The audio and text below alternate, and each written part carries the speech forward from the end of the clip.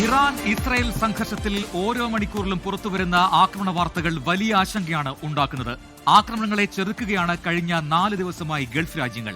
ഒന്നിനു പിറകെ ഒന്നായി ഗൾഫ് രാജ്യങ്ങളുടെ ആകാശപരിധിയിൽ ഇറാന്റെ ഭാഗത്തു നിന്നും എത്തുന്നത് മിസൈലുകളെക്കാൾ കൂടുതൽ ഡ്രോണുകളാണ്.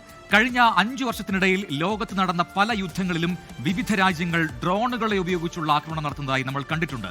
അതിർത്തി കടന്ന് വളരെ പെട്ടെന്ന് സ്ഫോടക വസ്തുക്കളുമായി എത്തി ആക്രമണം നടത്താൻ ഏറ്റവും ചിലവ് കുറഞ്ഞ മാർഗമായി ഡ്രോണുകളെ രാജ്യങ്ങൾ ഇന്ന് ഉപയോഗിക്കുന്നു. ഇന്ത്യ പാക് വാർ, യുക്രൈൻ റഷ്യ യുദ്ധം, അതോടൊപ്പം തന്നെ ഇസ്രായേൽ ഗസ യുദ്ധം, ഇതിലൊക്കെ തന്നെ ഡ്രോണുകൾ ഉപയോഗിച്ചുള്ള ആക്രമണം നമ്മൾ കണ്ടിട്ടുണ്ട്. യഥാർത്ഥത്തിൽ യുദ്ധമുഖത്ത് ഉപയോഗിക്കുന്ന ഡ്രോണുകൾ നമ്മൾ സാധാരണ ഉപയോഗിക്കുന്ന ഡ്രോണുകൾ തന്നെയാണോ? മറ്റെന്തെങ്കിലും പ്രത്യേകതകൾ അവയ്ക്കുണ്ടോ എന്ന് വിശദമായി നമുക്കൊന്ന് പരിശോധിക്കാം. ആദ്യം നമുക്ക് ഏരിയൽ ഫോട്ടോഗ്രാഫിക്ക് വേണ്ടി അല്ലെങ്കിൽ ഏരിയൽ സർവൈലൻസിന് വേണ്ടി ഉപയോഗിക്കുന്ന എല്ലാവർക്കും പരിചയമുള്ള ഈ ഡ്രോൺ, അത് വിശദമായി നോക്കാം. എന്താണ് ഈ ഡ്രോണിന്റെ പ്രത്യേകത എന്ന് എല്ലാവർക്കും അറിയാം. ടെക്നിക്കലി അൺമാൻഡ് ഏരിയൽ വെഹിക്കിൾ അഥവാ UAV എന്നാണ് ഈ കാണുന്ന ഡ്രോൺ അറിയപ്പെടുന്നത്. നമുക്കിതെല്ലാവർക്കും പരിചയമുള്ള ഡ്രോണാണ്. ഇതാണ് UAV എന്ന് അറിയപ്പെടുന്ന ഡ്രോൺ. ഇത് നമുക്കൊരു കയ്യിൽ ഇങ്ങനെ എടുക്കാം. ഇത് എല്ലാവർക്കും പരിചയമുള്ള ഡ്രോൺ കൂടിയാണ്. വളരെ മുകളിൽ പോയി ഒരു സർവൈലൻസ് നടത്താനും നിരീക്ഷണം നടത്താനൊക്കെ കെൽപ്പുള്ള ഒരു ക്യാമറ ഘടിപ്പിച്ച സാധാരണ ഡ്രോൺ. എന്നാൽ ഈ ഡ്രോൺ ഉപയോഗിച്ചാണോ ഈ യുദ്ധമുഖത്ത് ആക്രമണം നടത്തുന്നത് നമുക്ക് വളരെ പെട്ടെന്നൊന്നും നോക്കാം. ഇതിന്റെ ഒരു സ്പെസിഫിക്കേഷൻ നോക്കുകയാണെങ്കിൽ നീളവും വീതിയും ഒക്കെ ഇത്ര മാത്രമേ ഉള്ളൂ. ഒരു 50 സെന്റിമീറ്റർ നീളവും വീതിയും ഒക്കെയുള്ള സാധാരണ ഒരു ഡ്രോൺ ആണ്. ഇതിന്റെ കപ്പാസിറ്റി എന്ന് പറയുന്നത് മാക്സിമം, ഇതിന്റെ ഒരു ഭാരം, ഇതിന്റെ പല വേരിയന്റ് ഉണ്ട്. ഒരു സ്മോൾ സൈസ് ഉണ്ട്, മീഡിയം സൈസും ഒക്കെ ഉണ്ട്. പക്ഷേ ഇതിന്റെ ഭാരം മാക്സിമം ഒരു 20 kg ഒക്കെയാണ് വരുന്നത്. അത് കുറച്ചുകൂടെ കൂടുതൽ സൈസുള്ള ഡ്രോണാണ്. ഇത് വളരെ സിമ്പിൾ ആയിട്ടുള്ള ഡ്രോണാണ് എൻ്റെ കയ്യിലുള്ളത്. ഒരു 15 കിലോമീറ്റർ ഒക്കെ റേഞ്ചിലേക്ക് ഇതിനെ നമുക്ക് കൊണ്ടുപോകാൻ കഴിയും എന്നതാണ് ഇതിന്റെ ശേഷി. അതോടൊപ്പം തന്നെ ഒരു 10 കിലോഗ്രാം, 5 മുതൽ 10 കിലോഗ്രാം ഭാരത്തെ വേണമെങ്കിൽ വഹിക്കാൻ പറ്റും. വേണമെങ്കിൽ നമുക്കൊരു സ്ഥലത്ത് നിന്ന് മറ്റൊരു സ്ഥലത്തേക്ക് സാധനങ്ങൾ എത്തിക്കാനൊക്കെ ഇതുകൊണ്ട് സാധിക്കും എന്നുള്ളതാണ് പ്രത്യേകത. അപ്പോൾ ഇതുപോലുള്ള ഡ്രോണുകൾ തന്നെയാണോ വാർ ഫ്രണ്ടിൽ ഉപയോഗിക്കുന്നത് എന്നതാണ് സുപ്രധാന ചോദ്യം. എന്നാൽ ഇപ്പം നമുക്ക് സാധാരണഗതിയിൽ ഇവനെ പറഞ്ഞുവിടാം. ആവശ്യമുണ്ടെങ്കിൽ നമുക്ക് തിരികെ വീണ്ടും വിളിക്കാം. അതിനുകൊണ്ടൊരു പ്രത്യേകത, നമുക്ക് ആവശ്യമുള്ളപ്പോൾ വിളിക്കാനും തിരികെ എവിടെ നിന്നാണോ വന്നത് അവിടത്തേക്ക് തിരികെ വിടാനും നമുക്ക് ഈ ഡ്രോണുകളൊക്കെ കൊണ്ട് കഴിയുമെന്നുള്ളതാണ്. ഇനി ഇറാൻ ഈ യുദ്ധത്തിൽ ഏറ്റവും കൂടുതൽ ഉപയോഗിച്ച ഡ്രോൺ ഏതാണെന്ന് ചോദിച്ചാൽ അതിലൊറ്റ ഉത്തരം മാത്രമേ ഉള്ളൂ. That is Shahid 136. ഷാഹിദ് 136 ആണ് ആദ്യം നമുക്ക് മുന്നിലേക്ക് എത്താൻ പോകുന്നത്. Here is Shahid 136. ഈ ഡ്രോൺ ഉപയോഗിച്ചാണ് നമ്മൾ ഇറാന്റെ ആക്രമണം ഏറ്റവും കൂടുതൽ കണ്ടിരിക്കുന്നത്. നേരത്തെ യുക്രൈനെതിരെ റഷ്യ ഏറ്റവും കൂടുതൽ ഉപയോഗിച്ചത് ഷാഹിദ് ഡ്രോൺ ആണ്. ഇതാണ്, ദിസ് ഈസ് ഷാഹിദ് 136. ഇപ്പോൾ തന്നെ മനസ്സിലായി കാണും, നമ്മൾ നേരത്തെ കണ്ട, നമ്മൾ സാധാരണഗതിയിൽ കാണുന്ന ഡ്രോൺ അല്ല ഈ ഡ്രോൺ എന്നത്. ഇതിന്റെ സൈസ് കണ്ടാൽ തന്നെ നമുക്ക് മനസ്സിലാവും. വളരെ വലിയ സൈസിലുള്ള ഒരു എയർക്രാഫ്റ്റ് എന്ന് വിളിക്കാൻ പറ്റുന്ന രീതിയിലുള്ള ഒരു ഡ്രോണാണിത്. ആക്ച്വലി ഇതാണ് യുദ്ധമുകളിൽ ഉപയോഗിക്കുന്ന ടൈപ്പ് ഓഫ് ഡ്രോൺസ് എന്ന് പറയാം. എല്ലാ ഡ്രോണുകളും നേരത്തെ ഞാൻ പറഞ്ഞു അൺമാൻഡ് ഏരിയൽ വെഹിക്കിൾ ആണ് എന്ന് പറയുന്നത്. അതായത് ആളില്ല ആകാശ വാഹനം എന്ന് വേണമെങ്കിൽ മലയാളത്തിൽ പറയാം. ഇതിനെ പറത്തിയാണ് ഈ ആക്രമണം നടത്തുന്നത്. ഇനി ഇതിന്റെ സ്പെസിഫിക്കേഷൻസ് കൂടി വളരെ പെട്ടെന്ന് നമുക്ക് പോകാം. Low cost unmanned combat attack system, LUCAS എന്നാണ് ഇത്തരം ഡ്രോണുകളെ വിളിക്കുന്നത്. ഇതിന്റെ നീളം നോക്കുക, 3.5 മീറ്റർ നീളമുണ്ട് നമ്മുടെ ഷാഹിദ് 136-ന്. അതോടൊപ്പം വീതി, അതിന്റെ ഒരു വിങ് സ്പാൻ നോക്കുകയാണെങ്കിൽ 2.5 മീറ്റർ, 2.2 മീറ്റർ വീതിയുണ്ട് നമ്മുടെ ഷാഹിദിന് എന്ന് കാണാം. വേഗം 185 കിലോമീറ്റർ പെർ അവർ, അതായത് മണിക്കൂറിൽ 185 കിലോമീറ്റർ എത്തുന്ന രീതിയിലുള്ള അത്രയും വേഗത്തിൽ സഞ്ചരിക്കാനുള്ള കഴിവ് ഇതിനുണ്ട് എന്ന് പറയാം. ഇനി റേഞ്ച് 2500 കിലോമീറ്റർ അകലേക്ക് വേണമെങ്കിൽ നമുക്ക് ഷാഹിദിനെ പറപ്പിക്കാൻ പറ്റും എന്നുള്ളതാണ്. ഇതിന്റെ വാർ ഹെഡ് അല്ലെങ്കിൽ ഫോർമുല എന്ന് പറയുന്നത് 40 മുതൽ 45 കിലോഗ്രാം വരെ ഭാരം വഹിക്കാൻ ശേഷിയുള്ളതാണ് എന്ന് കാണാം. ഈ ഫോർമുല എന്ന് പറഞ്ഞ ഏറ്റവും മുകളിലുള്ള, ഏറ്റവും മുന്നിലുള്ള ഈ ഭാഗമാണ്. ആ ഭാഗത്ത് ആ കാണുന്നത്, അതിനുള്ളിലാണ് ഈ സ്ഫോടക വസ്തുക്കൾ നിറയ്ക്കുക. എന്നിട്ട് ഇത് പോയി ഹിറ്റ് ചെയ്യാണ് ചെയ്യുക. അതായത് ശരിക്കും പറഞ്ഞാൽ ഷാഹിദ് 136 എന്ന് പറയുന്ന ഈ ഡ്രോൺ ഒരു സൂയിസൈഡ് ഡ്രോൺ ആണ് എന്ന് പറയാം. ലോയിറ്ററിംഗ് മ്യൂണീഷൻ അഥവാ സൂയിസൈഡ് ഡ്രോൺ എന്നാണ് അറിയപ്പെടുന്നത്.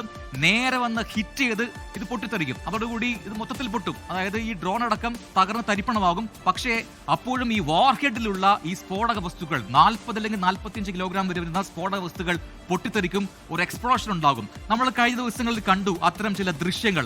ആ ദൃശ്യങ്ങളിൽ കൂടി കണ്ടു കഴിഞ്ഞാൽ വളരെ കൃത്യമായി മനസ്സിലാകും എന്താണ് ഇത്തരം ഡ്രോണുകൾ ഉപയോഗിച്ച് ഏത് രീതിയിലാണ് ആ ആക്രമണം നടത്തുന്നത് വ്യക്തമായി കാണാൻ കഴിയും. ഒരു അപ്പാർട്ട്മെന്റിൽ വന്ന് ഈ ഡ്രോൺ ഹിറ്റ് ചെയ്യുന്ന ദൃശ്യമാണ് ഇപ്പോൾ പ്രേക്ഷകർ ഈ സ്ക്രീനിൽ കണ്ടുകൊണ്ടിരിക്കുന്നത്. അതിൽ കൃത്യമായി ഇതേ 136 ഷാഹിദ് 136 തന്നു ഹോൾഡ് ചെയ്താൽ അടുത്ത വിഷ്വൽ വീണ്ടും ഒന്നുകൂടെ റീപ്ലേ ചെയ്യാൻ നമുക്ക് ആ വിഷ്വൽ ഒന്നുകൂടെ കാണാം.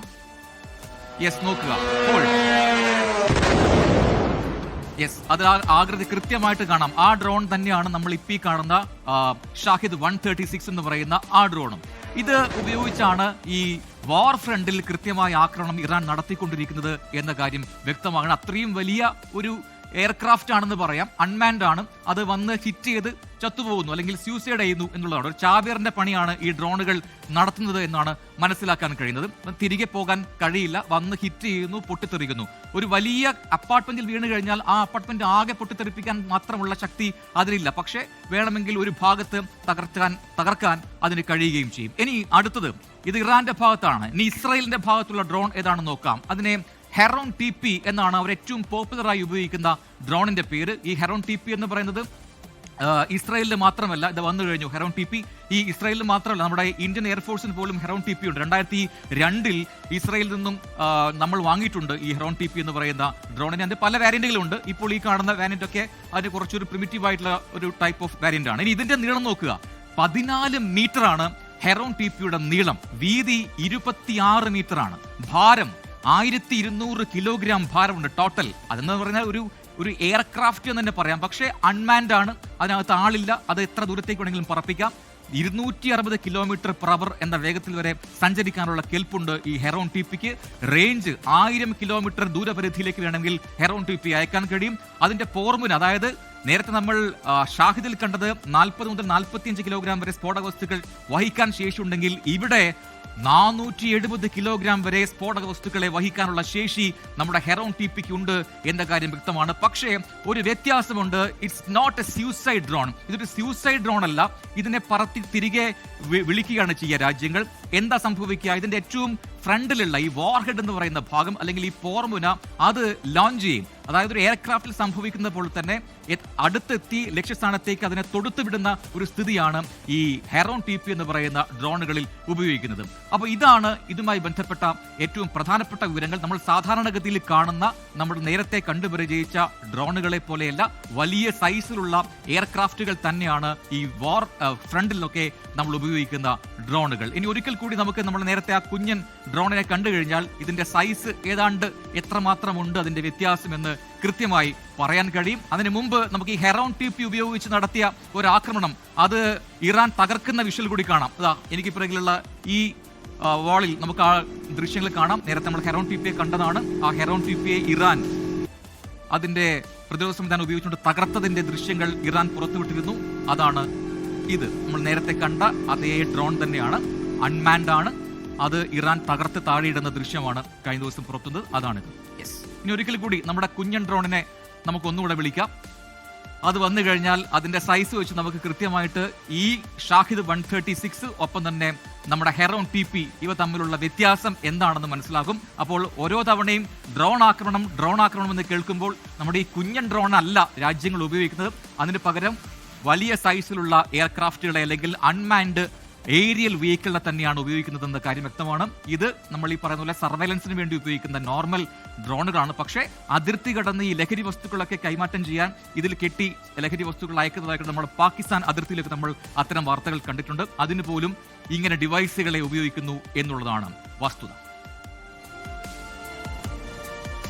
ലോകത്തെവിടെയായാലും ഏത് സമയത്തും 24 വാർത്തകളും ഓഗ്മെന്റഡ് റിയാലിറ്റി പാക്കേജുകളും എക്സ്പ്ലെയിനറുകളും വിശദമായി കാണാൻ ഞങ്ങളുടെ യൂട്യൂബ് ചാനൽ നിങ്ങൾക്ക് സബ്സ്ക്രൈബ് ചെയ്യാം.